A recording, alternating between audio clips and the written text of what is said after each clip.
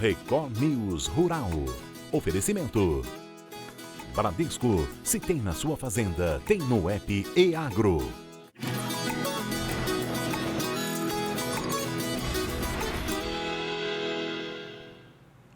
Olá, muito bom dia para você.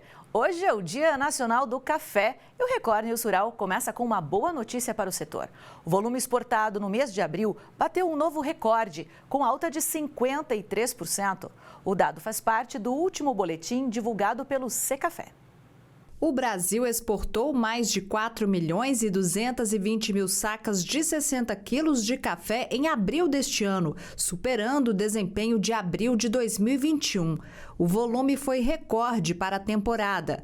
Os embarques também renderam a maior receita cambial da história para qualquer mês, com mais de 935 milhões de dólares. Esses números fazem parte do relatório estatístico mensal do Conselho dos Exportadores de Café do Brasil e representam um aumento de 53,3% em volume e 52,6% em valor, na comparação com o mesmo intervalo de 2023. Nós tivemos mais um mês recorde da nossa série histórica. Já havíamos anunciado em março de 2024 números recordes e agora em abril também números recordes. Desde outubro de 2023 nós estamos exportando acima de 4 milhões de sacas, com exceção do mês de fevereiro, que é o mês mais curto. As exportações brasileiras de café também bateram recorde no primeiro quadrimestre deste ano, com mais de 16.240.000 sacas, 45,6% acima do registrado nos 4 primeiros meses de 2023.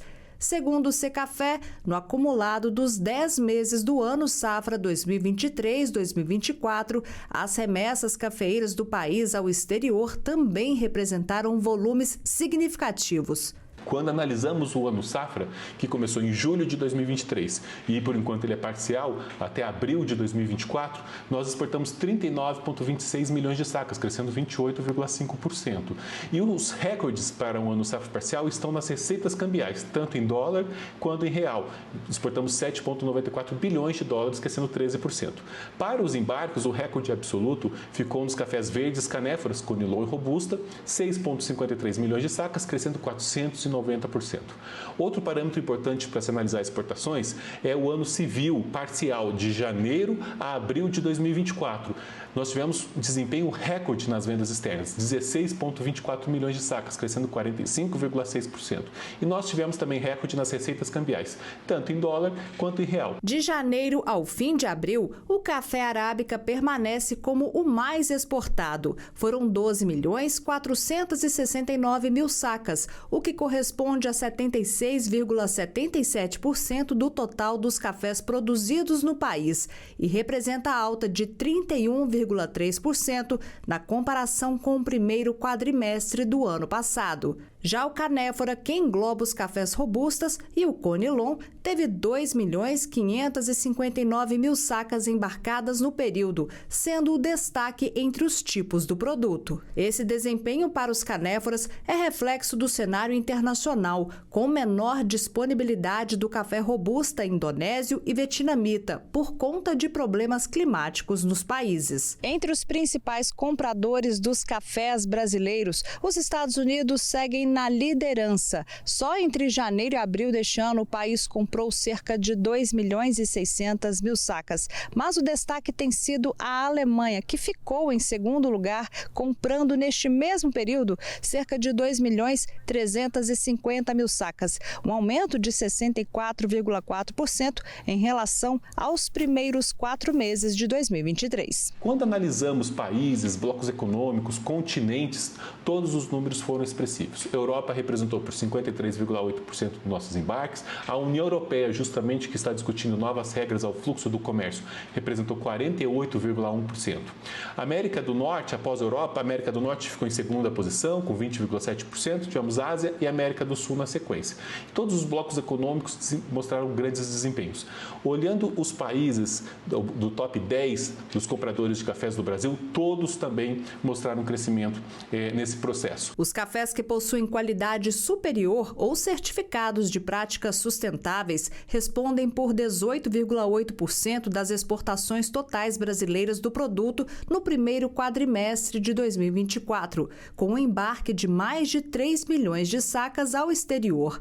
Esse volume representa aumento de 49,6% em relação ao registrado nos 4 primeiros meses de 2023. No ranking dos principais destinos dos cafés diferenciados, entre janeiro e abril deste ano, os Estados Unidos seguem em primeiro lugar, com a compra de 769.494 sacas. Fechando o top 5, aparecem Alemanha, com 550.620 sacas, Bélgica, com 322.406 sacas, Holanda, com 225.153 sacas e Reino Unido, com 129.186 sacas.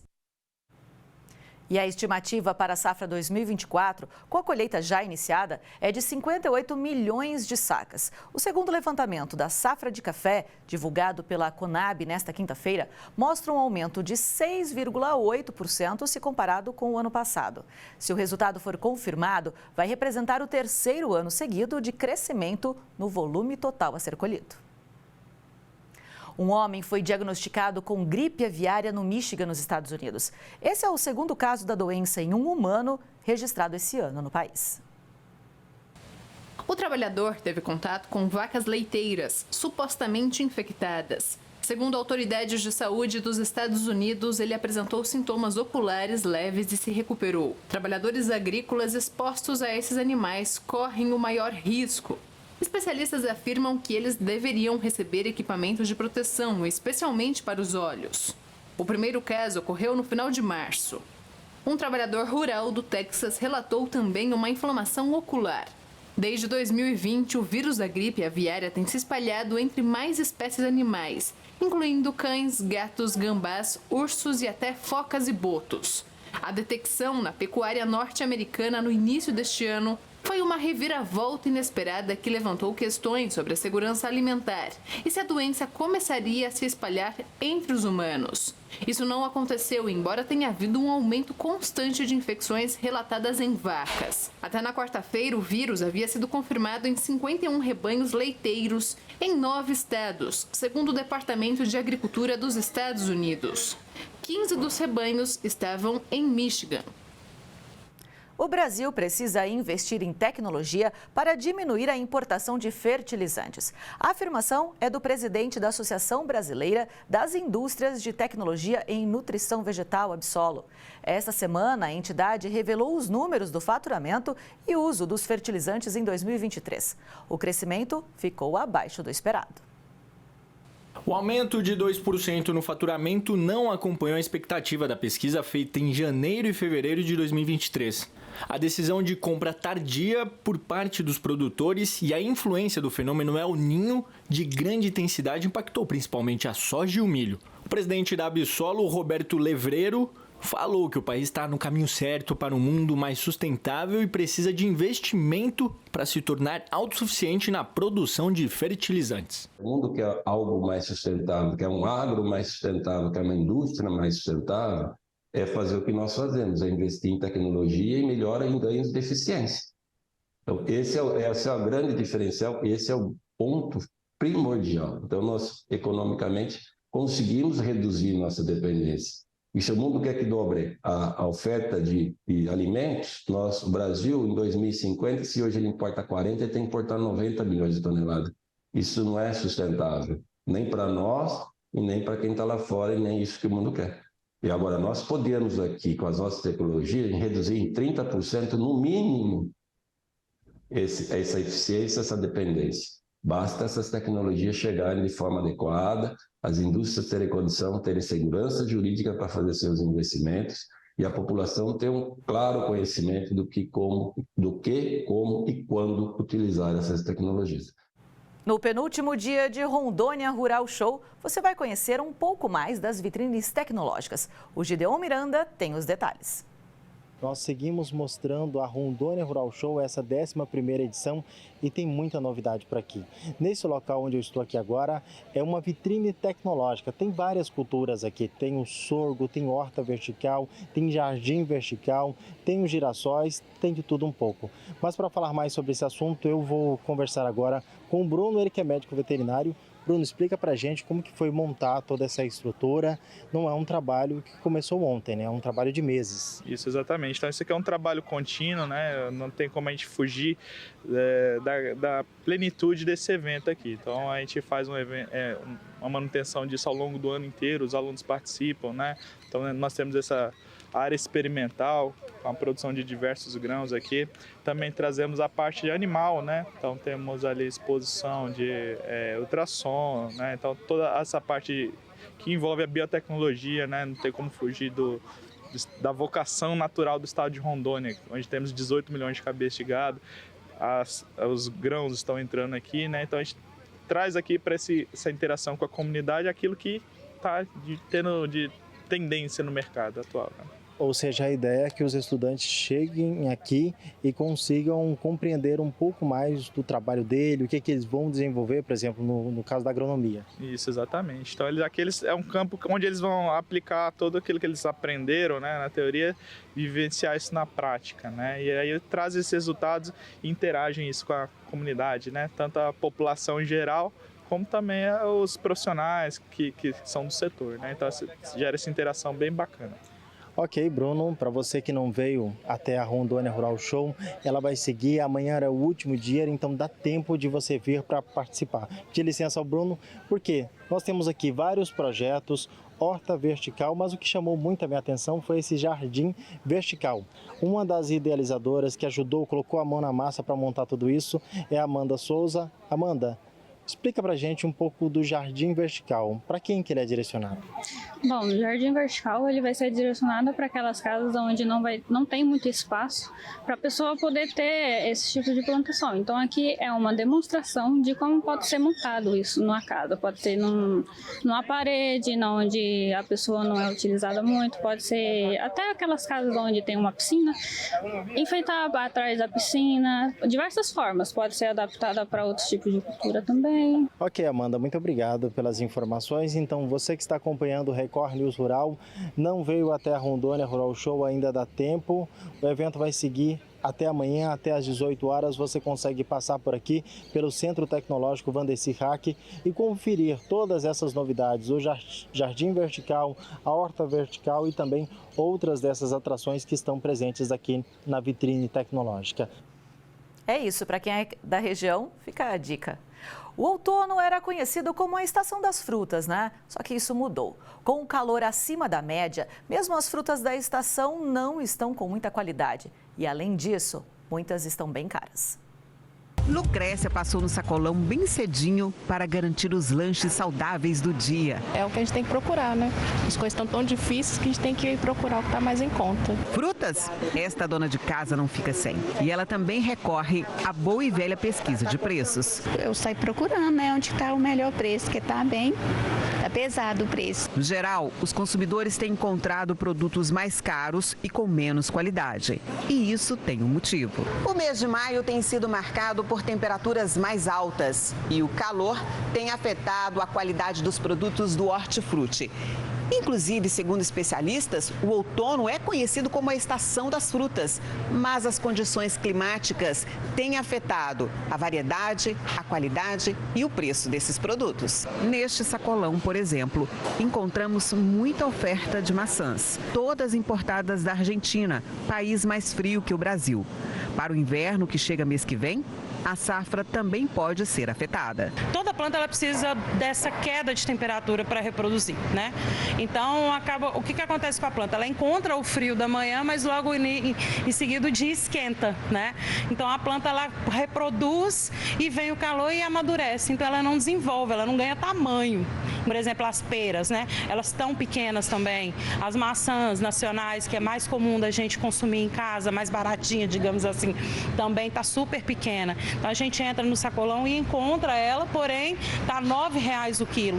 Essa dificuldade do próprio dono do sacolão de encontrar, eleva o custo, eleva o preço. A engenheira agrônoma conta que estamos na época de banana, laranja e mexerica. E por isso os preços dessas frutas estão melhores. São dessa estação, né? A gente colhe, acabou de colhê-las, digamos assim, então a gente tem mais opção delas no supermercado, tanto que a gente está vendo queda no preço das bananas.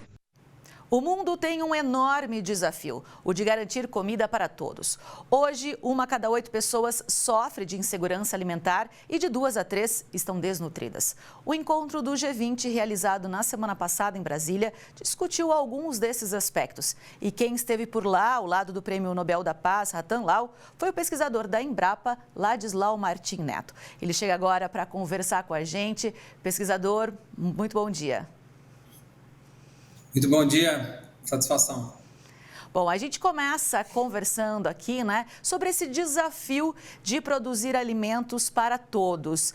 É um desafio enorme quando a gente fala de aumentar a população, de aumentar a produção de alimentos, mas sem aumentar a área e preservando o meio ambiente. É possível?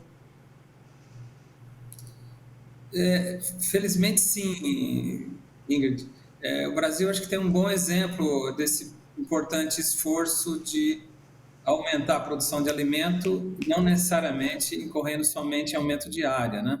A gente consegue aumentando a produtividade das culturas, né? Na verdade, manejando o solo, a cultura, e a gente tem tido aumentos muito significativos. Por exemplo, nas décadas, final da década de 70, safra 79 e 80, a gente cultivava em torno de 30 milhões de hectares.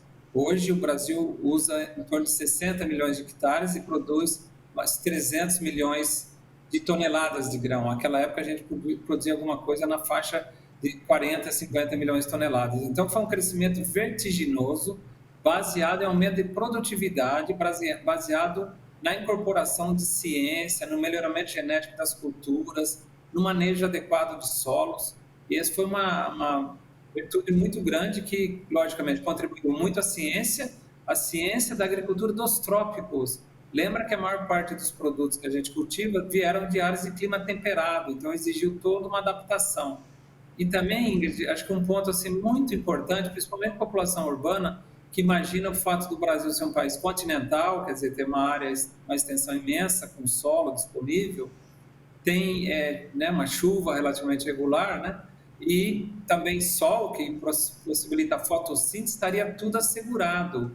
Então, principalmente na região do Cerrado, e boa parte, talvez até da própria Mata Atlântica, houve necessidade de ajustes no manejo do solo muito importante, com o uso de calcário, com o uso de fertilização, né, o uso dos fertilizantes, com essa adaptação das culturas que eu mencionei. Então, assim, foi uma superação importante da ciência, logicamente, com uma contribuição imprescindível, essencial, e dos protagonistas, que são os produtores rurais brasileiros, que incorporaram, saíram do sul do país, avançaram, né, para o centro-oeste, hoje onde é a maior região produtora do país, e também com apoio de políticas públicas do governo, né? A essa época, a gente deve lembrar que a própria criação da Embrapa, em 1973, foi uma ação de governo, como uma empresa pública, uma empresa que se mantém pública até hoje, com o apoio das universidades, com os institutos estaduais de pesquisa. Isso foi um conjunto que propiciou o Brasil ser um protagonista, sair da condição de importador de alimentos na década de 70 para um superávit na sua produção, quer dizer, essencial ou suficiente para toda a sua população de 200 milhões de habitantes, e com capacidade de exportação, se tornando o segundo maior país exportador do mundo. Então, assim, uma trajetória muito virtuosa, baseada em ciência, baseada em outros aspectos positivos e que, naturalmente, hoje tem novos desafios. Perfeito. Hoje a gente fala muito também, já falando de novos desafios, sobre a emissão de gás carbônico, do efeito estufa. Um pouco disso, né, que o senhor já vinha falando. Essa pesquisa, esse desenvolvimento tecnológico no campo é muito importante também para o aumento dessa produção, sem causar efeitos nocivos. Sem dúvida, né? Aqui, o Brasil, assim, a matriz de emissão, né, que a gente pode chamar assim, né, o nosso inventário indica que a mudança do uso do solo e floresta, que em grande extensão são os desmatamentos, responde por quase 50% das nossas emissões.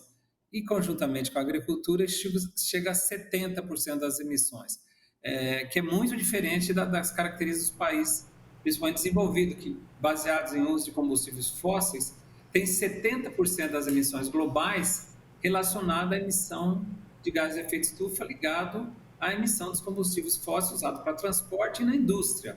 Então, a nossa matriz é distinta, mas acho que é bom deixar muito claro para a população que não necessariamente desmatamento, principalmente desmatamento ilegal, é de responsabilidade da agricultura, da agropecuária. Isso ocorre, às vezes, de forma criminosa. Isso tem que ser combatido. O Brasil já teve um esforço importante para a redução das suas emissões em relação a 2004, 2005, chegando em 2010, por aí, com uma redução extremamente significativa.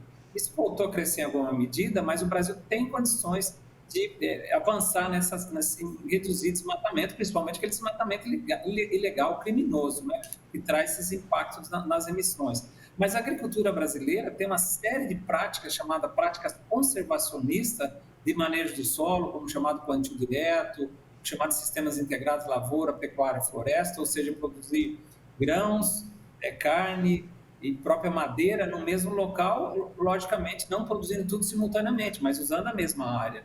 Isso são assim, formas efetivas de aumentar a produção, aumentar a produtividade, sem ampliar as emissões. E o país já teve, desde 2010, um plano chamado Agricultura de Baixa Emissão de Carbono,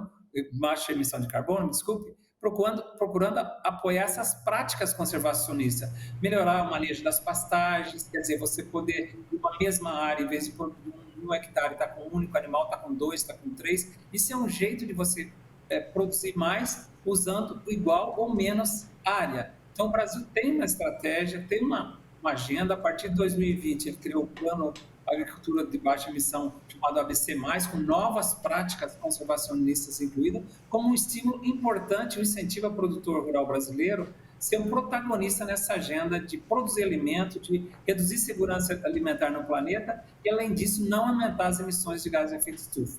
Até porque nossa matriz energética é muito importante, né? Mais da metade já é de energia renovável. Então, é um país que tem uma trajetória importante e que pode ser um protagonista positivo nessa agenda global. Mas, logicamente, sendo um país continental, tendo uma atividade econômica, gera emissão, como a gente falou. Perfeito. Como que esse assunto está sendo discutido também pelos países do G20? Claro que o Brasil, como o senhor acabou de dizer, né, é um país continental. Aqui a gente tem boa parte da Amazônia fazendo parte do território nacional. Mas como esses assuntos de produção e preservação estão sendo discutidos entre os países do G20? Então, essa foi uma oportunidade muito importante nessa reunião do G20, particularmente dos especialistas em agricultura aqui no Brasil, e que foi coordenada pela Embrapa, a nossa presidente Silvia Massuá, com o nosso colega Marcelo Morandi, conduziram isso lá em Brasília. Eu tive a oportunidade de participar de um dos painéis, fazendo uma palestra e mostrando essa trajetória positiva da agricultura brasileira. Isso foi extremamente bem recebido e mundialmente, esse é um consenso, né? Muitas vezes com os interesses distintos dos países, com características muito distintas. Mas a questão das mudanças climáticas, de amenizar ou reduzir as emissões de gases de efeito estufa e ter práticas que a gente chama de adaptação às mudanças climáticas, como algumas práticas conservacionistas que eu mencionei, estão na pauta global como uma prioridade, como uma necessidade, até porque, infelizmente, os eventos climáticos, né, não são mais nem eventos, são catástrofes climáticas, vídeo que a gente, infelizmente, está presenciando esse momento lá nos nossos irmãos do Rio Grande do Sul. Então, Ingrid, é um consenso, há um estímulo muito grande para a cooperação internacional, para a gente conseguir manter e aumentar a produção de alimentos, até porque a população do planeta é crescente, mas numa base de maior sustentabilidade. E o Brasil, felizmente, tem bons exemplos, eu posso mencionar mais alguns, se for o caso. Sim, eu gostaria sim, até porque a gente vem acompanhando nas últimas semanas a destruição de cidades e lavouras no Rio Grande do Sul por conta das fortes chuvas que acometeram o estado. Outros eventos climáticos extremos devem acontecer cada vez mais, como o senhor disse. E, de alguma maneira, a pesquisa agrícola, o desenvolvimento tecnológico, então, eles podem ajudar a minimizar esses efeitos?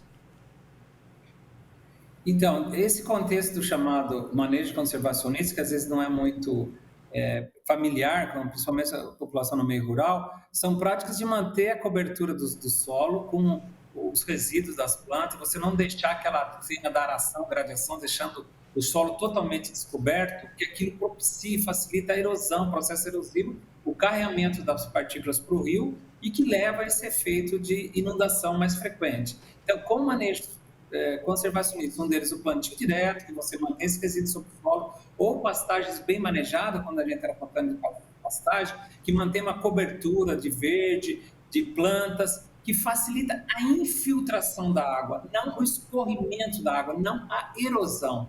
Isso são práticas que o Brasil vem desenvolvendo, está ampliando sua adoção. Por exemplo, essa prática que eu mencionei de lavoura, pecuária e floresta, está chegando a 20 milhões de hectares, que é um número bastante importante e que vem auxiliar, né, toda essa adoção do chamado manejo conservacionista. Também o Brasil tem o seu Código Ambiental Rural, né, o CAR, o Plano de Manejo, que estimula a adoção de chamadas matas ciliares às margens dos rios.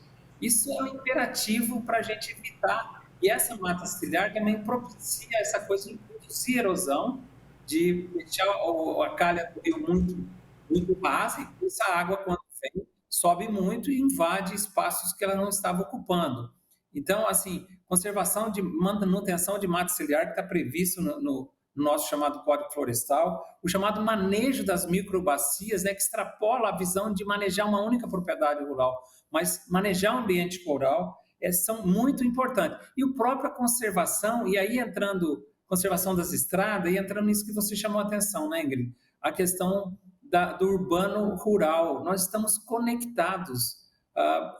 Isso é imperioso que cada vez mais as políticas públicas, práticas, os chamados planos diretores dos municípios levem em conta também o que fazer adequadamente dentro do modo conservacionista na área rural. Nós tivemos o privilégio de fazer um plano rural no município de São Carlos na década dos anos 2000, em 2002. Isso foi extremamente importante, vendo áreas de recarga de aquífero, no caso do aquífero Guarani, e para evitar contaminação. Então, essa coisa do rural, urbano, é cada vez mais importante, e eu acho que a gente está na iminência de eleições, aí as políticas públicas poderiam mirar nessa estratégia, e a gente voltar a ter planos diretores de consistência, que perpasse o módulo de um período de governo. O que a gente precisa é de política de médio e longo prazo para fazer o enfrentamento de algo extremamente desafiador para a humanidade, para o planeta, não exclusivamente para uma cidade, para um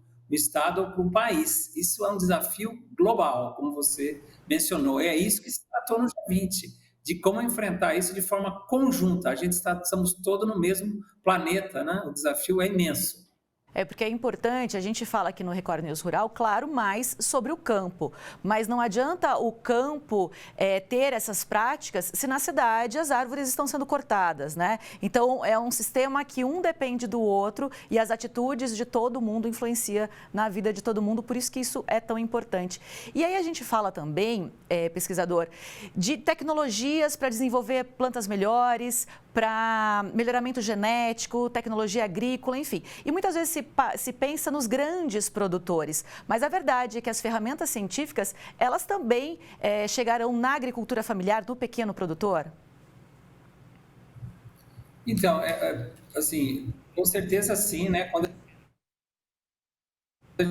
resolver as limitações dos solos cerrados, ele é uma tecnologia que está disponível para todos, não especificamente para um setor. Mas, logicamente, o país, inclusive, tomou a decisão recente de retomar a questão de um Ministério do Desenvolvimento Agrário e Agricultura Familiar e ter políticas públicas e estímulos específicos para essa categoria, né, de produtores.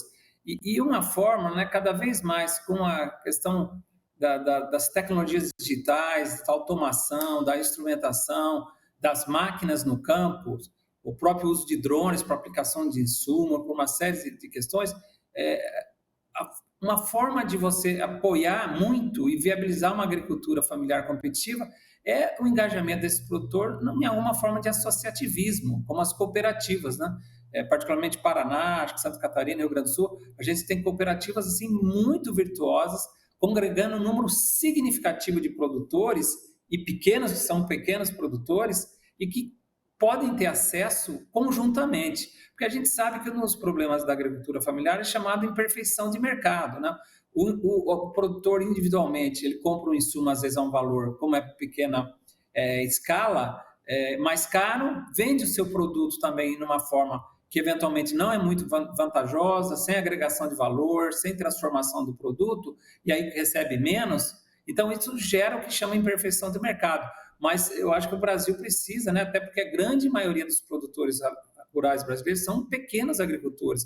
De um total de pouco mais de 5 milhões de propriedades, mais de 4 milhões, com certeza, são de agricultura familiar, né, ou pequenas propriedades.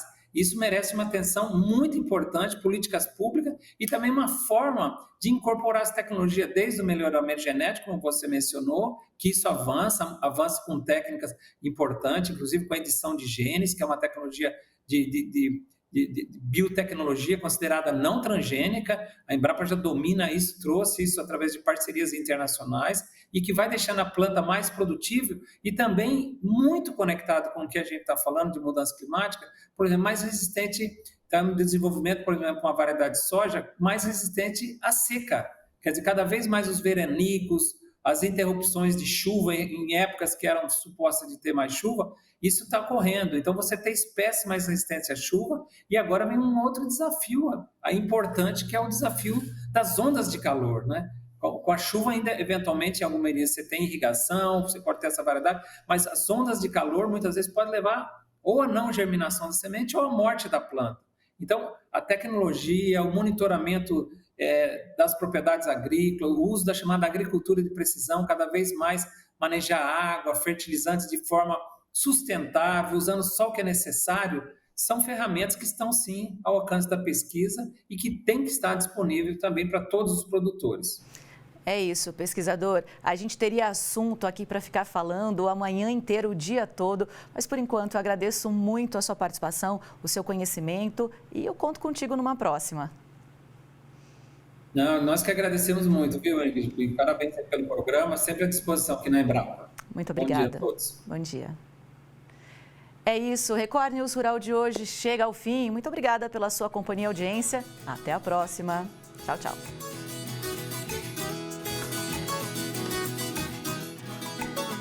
Record News Rural. Oferecimento. Bradesco, se tem na sua fazenda, tem no app EAGRO.